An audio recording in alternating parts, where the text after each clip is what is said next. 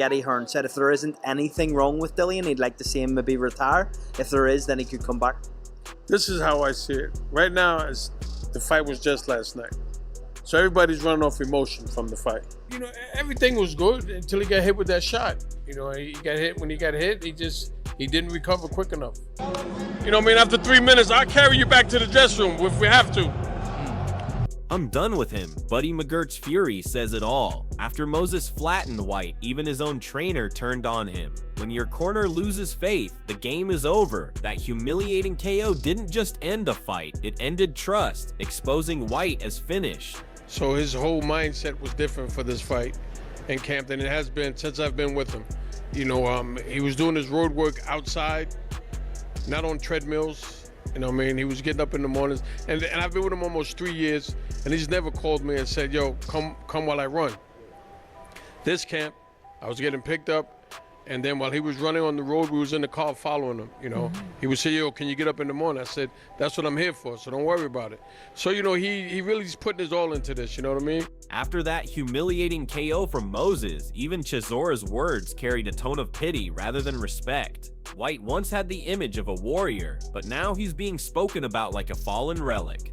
Moses proved there's no mercy for fading names, and Dillian's legacy lies in tatters. Dillian is an OG, you know, he's been with me, he's been with Joe, so old school guys have to look up to each other.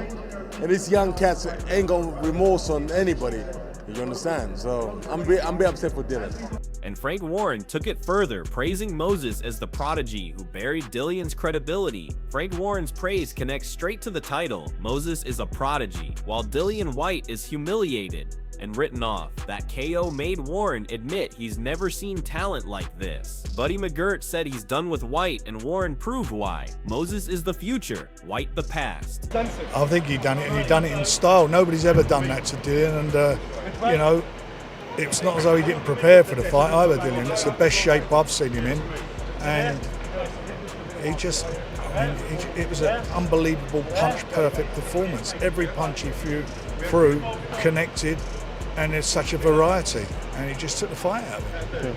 And Joseph Parker confirmed exactly how brutal that KO was for Whyte's career. Joseph Parker tied it perfectly to the title. That humiliating KO wasn't just a defeat, it was the end of Whyte's career. Buddy McGirt destroyed him verbally, Parker destroyed him with truth, and Moses destroyed him in the ring. Nothing left but humiliation and disappointment for Whyte. It's way too much for him, and it's going to be, you know, quite a nasty ending for him. A nasty ending to a career. I was worried for Dillian going into that this would be that fight, and it was. I mean, that you don't get as, you know, it can't be any worse than that to punctuate a career, to end a career.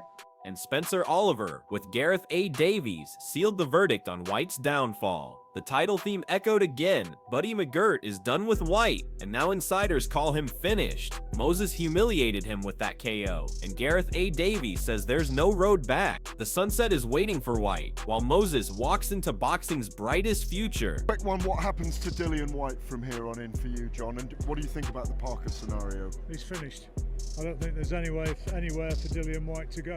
I think it's the end of the road, and whether, you know, I've heard people saying he's been good for boxing. Well, you know, I think there's a pretty cogent argument out there that he's not been good for boxing, and there'll be a few people who'll be saying it's about time he did sail off into the sunset. Francis Warren's words cut straight to the heart of the title. He knew Moses was capable of humiliating Whyte, while Dillian's endless talk of game plan collapsed the second real punches landed. That brutal KO wasn't shocking to insiders. They expected it. What shocked them was how quickly Whyte folded. McGirt said he was done with his own fighter, and Warren echoed that same theme. Moses isn't just strong, he's inevitable. Whyte's downfall wasn't about tactics, it was about exposure. The KO confirmed what trainers, promoters, and fans had been whispering. Whyte's time is up, and in the middle of that collapse, Moses looked unstoppable. The prodigy destroyed the veteran, and the entire boxing world now sees the future belongs to Moses.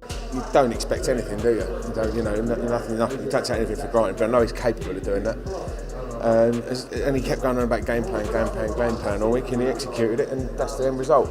And Spencer Oliver explained in brutal detail how that KO unfolded and why it left Whyte humiliated. Spencer Oliver painted the knockout perfectly. Whyte's hands dropped, the hook landed, his legs vanished, and Moses closed with a savage finish. This is exactly why the title screams Buddy McGirt destroys Dillian Whyte after humiliating KO. Even Whyte's own trainer disowned him, because Moses exposed flaws no coach can fix. It wasn't just a knockout, it was calculated destruction, the kind of finish that makes a star and ends another man's career. Spencer's final words sealed it: remember the name, Moses.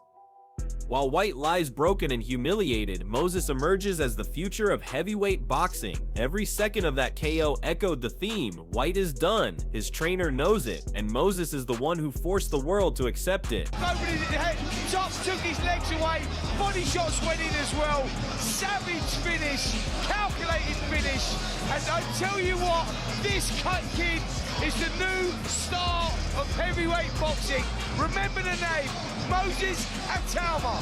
And Spencer Oliver carried on, breaking down the brutal damage Whyte suffered, proving just how final this KO was.